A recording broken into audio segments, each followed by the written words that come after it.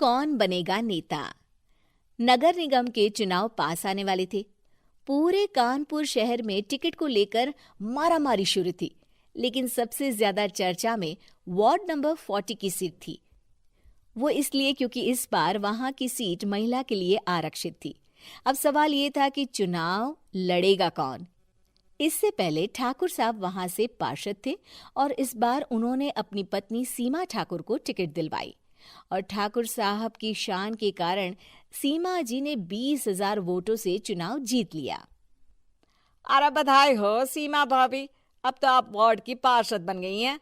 अब तो हमारे काम आप ही करवाएंगी। अरे ये तो सिर्फ नाम की पार्षद बनी है, वो तो महिला सीट आ गई, वरना पार्षद तो मुझे ही बनना था। अब भले ही चेहरा इसका होगा, लेकिन पावर तो मेरी ही होगी। अरे वाह भाई साहब, क्या दिमाग लगाया है आपने भी। आइए आप लोग, खाना लगा दिया है सबके लिए। सीमा जी पार्षद बन चुकी थीं, फिर भी उनकी एक ना चलती। सारे काम ठाकुर साहब खुद ही संभाल लेते और जहां जरूरत पड़ती वहां सीमा जी का अंगूठा लगवा लेते। सीमा जी ज्यादा पढ़ी लिखी भी नहीं थी। एक दिन ठाकुर साहब और सीमा एक प्रोग्राम में जाते हैं। अरे ठाकुर साहब, आप आ गए। ओहो, पार्षद मैडम भी आ गई हैं। स्वागत है आप दोनों का। लगता है हमारे पार्षद फंड का सही इस्तेमाल हो रहा है। चलिए अब उद्घाटन करते हैं। ये लीजिए ठाकुर साहब कैची, आप ही सबसे पहले प्रवेश कीजिए। सब लोग आगे निकल जाते हैं और सीमा जी पार्षद होने के बावजूद भी पीछे खड़ी रह जाती हैं। वो देखती हैं कि वेलकम बोर्ड पर उनका नाम है, लेकिन महिला होने के कारण कोई उनका सम्मान नहीं कर रहा। अगले दिन एक आदमी उनके घर आता है।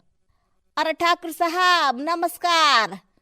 कल ना हम नोटिस किए कि हमारा घर तो अवैध है और नगर निगम वाले उसे तोड़ने आ रहे हैं। अरे कुछ कीजिए ना ठाकुर साहब।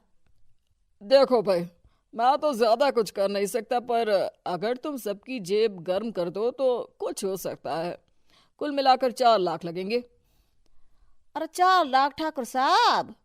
अरे भाई, मैं अपने लिए नहीं मांग रहा हूँ। दरोगा है, इंजीनियर बाबू है, बड़े साहब है, सबको देना पड़ता है ना थोड़ा थोड़ा। बोलो है मंजूर? तभी वहां अचानक सीमा जी आ जाती हैं।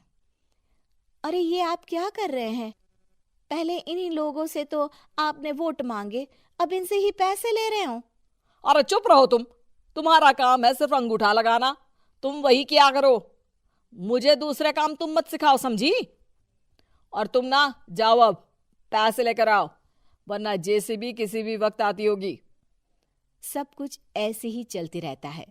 एक दिन सीमा जी और ठाकुर साहब को एक लोकल मीटिंग में बुलाया जाता है। वहां पर कई और अधिकारी लोग भी मौजूद रहते हैं। अब मैं चाहूंगा कि ठाकुर साहब हमारे बीच 2 शब्द कहें। मेरे प्यारे भाइयों और बहनों, आज मेरा सौभाग्य है कि मैं आप सबकी सेवा दिन रात कर पा रहा हूं। आपने मेरी पत्नी को भारी मतों से जिताया है, इसलिए मैं आप सभी का शुक्रगुजार हूं। मैं आप सबसे वादा करता हूं कि हमेशा की तरह हमारे वार्ड में किसी को कोई तकलीफ नहीं आने दूंगा। सभी लोग तालियां बजाने लगते हैं। अब मैं माननीय पार्षद मैडम को स्टेज पे बुलाना चाहूंगा। अपने नाम को बुलाया सुनकर सीमा जी एकदम चौंक जाती है। उन्हें बिल्कुल उम्मीद नहीं थी कि इतनी बड़ी जगह उन्हें मंच पर बुलाया जाएगा। जैसे तैसे वो मंच पर चढ़ती हैं। ऊपर जाते ही सीमा जी को सारी पुरानी बातें याद आ जाती हैं कि किस तरह उनके पति उन्हें कभी भी आगे बढ़ने नहीं देते और उनके नाम से गलत काम करते हैं। वो बोलने लगती हैं। मैं आपके वार्ड की पार्षद सीमा हूं। आप में से बहुत कम लोग ही मुझे जानते होंगे, क्योंकि इससे पहले मुझे कभी ऐसा मौका ही नहीं मिला। सारे मौके मेरे पार्षद पति यानी आपके ठाकुर साहब ही लेते रहे, लेकिन आज ये मौका मुझे मिला है तो मैं इसे ऐसे ही नहीं जाने दूंगी। मैं आपको ये बताना चाहती हूँ कि आपके ठाकुर साहब मेरे नाम की आड़ में गैर कानूनी काम करते हैं, जिस पर अंगूठों के निशान मेरे होते थे। इसीलिए मैं अपनी गलती मानती हूँ और आज अपने पद से इस्तीफा देती हूँ, ताकि आगे से कोई गलत काम ना हो पाए। अब फैसला आप सबके हाथ में है कि आप हमें क्या सजा देना चाहते हैं। सीमा जी की बातें सुनकर ठाकुर साहब के चेहरे का रंग उड़ जाता है और वो शर्म से मुंह नीचा करके वहां से चले जाते हैं और पद से इस्तीफा देकर ही सही सीमा जी अपने आप में आत्मविश्वास महसूस करती हैं। क्या करूं, मैं इतनी सुंदर हूं तो। श्रीवास्तव मौसी का जब बेटा हुआ था उन्होंने तभी ठान लिया था कि अपने बेटे के लिए सबसे सुंदर लड़की का हाथ मांग कर लाएंगी। श्रीवास्तव मौसी को भी बचपन से हीरोइन बन के रहने का बड़ा शौक था, तो बहू भी उनको हीरोइन जैसी ही चाहिए थी। एक दिन उन्होंने मिस गाजियाबाद डिम्पल से उसकी शादी करवा दी। यहाँ बस एक ही दिक्कत थी, डिम्पल को फेस मास्क बनाना तो आता था पर आटा गूंथना नहीं आता था। बातें तो पक्की पक्की करती थी पर रोटियां कच्ची पक्की बनाती थी। कमला बहन, मानना पड़ेगा, आप शहर की सबसे सुंदर लड़की को ब्याह कर ले आई है अपने बेटे के लिए। अब इसमें हमने तो कुछ नहीं किया भाई साहब, सब ऊपर वाले की कृपा है। जी जी, तो क्या क्या कर लेती है आपकी बहू? सब कुछ। जाओ बेटा डिम्पल, शर्मा जी के लिए थोड़ा नाश्ता पानी बना लाओ। डिम्पल नजदीक जाकर श्रीवास्तव मौसी के कान में फुसफुसाती है। मम्मी जी, नाश्ता बनाना तो नहीं आता, सिर्फ पानी ले आओ। अरे बेटा, तुझे देखने कितने लोग आए हैं, इन सबको पानी पिलाने का ही इरादा है क्या? सुंदर हूँ इसलिए देखने आए हैं। क्या करूँ, मैं इतनी सुंदर हूँ तो आप ही बताओ ना, क्या करूँ मैं? अरे बेटा, कुछ मत कर, खाना बनाना सीख ले बस। श्रीवास्तव मौसी के लिस्ट में सुंदरता सबसे ऊपर आती थी और उन्हें उसी का फल मिला। उनके बेटे अशोक ने एक दिन माँ से शिकायत की। माँ, कैसी बहू ढूंढ कर लाई हो?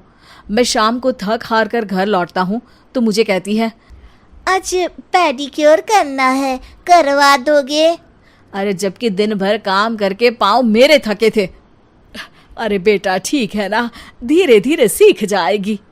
अरे क्या सीख जाएगी माँ, उससे कुछ भी नहीं आता।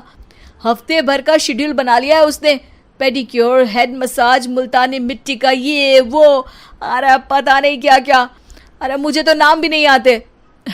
देख बेटा, खाना बनाना, सब्जी काटना, ये सब सीखा जा सकता है पर सुंदरता नहीं सीखी जा सकती।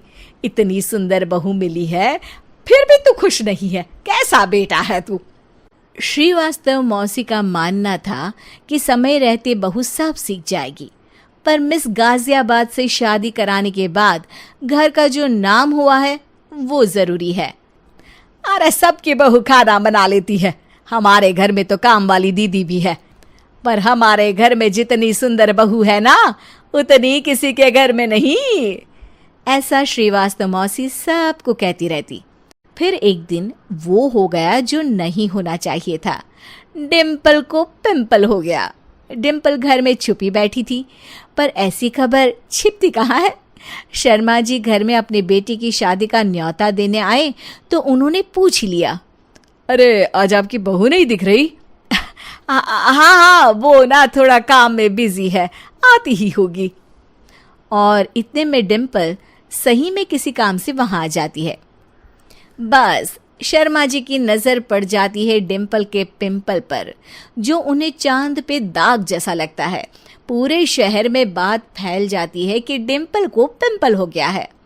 ये दिक्कत काफी गंभीर थी और श्रीवास्तव मौसी को पता था कि अगर ऐसा चलता रहा तो उन्होंने जो हासिल किया था सब मिट्टी में मिल जाएगा। उन्होंने फट से डिम्पल को अपने कमरे में बुलाया। अरे बेटा, शर्मा जी के बेटे की शादी 1 हफ्ते में ही है, हमें उससे पहले ही तुझे वापस सुंदर बनाना पड़ेगा। तू बता, तुझे मेकअप के लिए क्या क्या चाहिए? डिम्पल की दी गई लिस्ट का सामान श्रीवास्तव मौसी शाम को ही ले आती है और उसके बाद शुरू होता है डिम्पल का मेकओवर।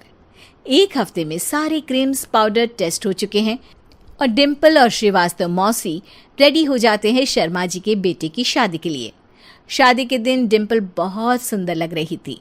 श्रीवास्तव मौसी को उम्मीद थी कि बस अब तो हर जगह वो और डिम्पल ही छाए रहेंगे, चाहे शादी किसी की भी हो। पर जब वो शादी में पहुंचते हैं तो उन्हें बाहर शर्मा जी लोगों का स्वागत करते मिलते हैं। अरे कमला जी, सही समय पर आई हैं। आप ही का इंतजार था। हमने भी हमारे बेटे के लिए मिस अहमदाबाद ढूंढी है। डिम्पल और श्रीवास्तव मौसी दोनों के मुंह खुले के खुले रह जाते हैं शर्मा जी की बहू को देखकर। वो तो डिम्पल से भी ज्यादा सुंदर थी। क्यों, हमने भी अच्छी बहू ढूंढी है ना? हाँ हाँ शर्मा जी, बाकी आजकल के ज़माने में सुंदरता से क्या होता है भाई। देखो, बूढ़े तो सब होते हैं। मैं तो मानती हूँ कि बस रोटियां गोल बना दे, इससे ज्यादा क्या चाहिए। सुंदरता का क्या है, ढल जाती है, पर गुण वो हमेशा रहते हैं। अरे बाबा, इतना बड़ा ज्ञान आपको कोई गुरु भी नहीं देता जितना बड़ा ज्ञान आपको एक छोटे से पिंपल से मिल गया। अगले दिन जब अशोक डिम्पल से बात कर रहा होता है, कल शादी में मिस अहमदाबाद के बाद सब मिस गाजियाबाद यानी तुमको ही देख रहे थे। क्या करूं, मैं इतनी सुंदर हूं तो आप ही बताओ क्या करूं। क्या करूं मैं तो कहती हूँ कि घर का कोई काम कर या फिर बाहर अपने लिए कोई काम ढूंढ ले। है क्या कहा माँ जी? हाँ जी, सुंदरता का क्या है। कल तूने मिस अहमदाबाद से मात खाई, आगे कोई मिस हैदराबाद आ जाएगी या मिस फैजादाबाद आ जाएगी, इसलिए काम पर ध्यान दो। हाँ।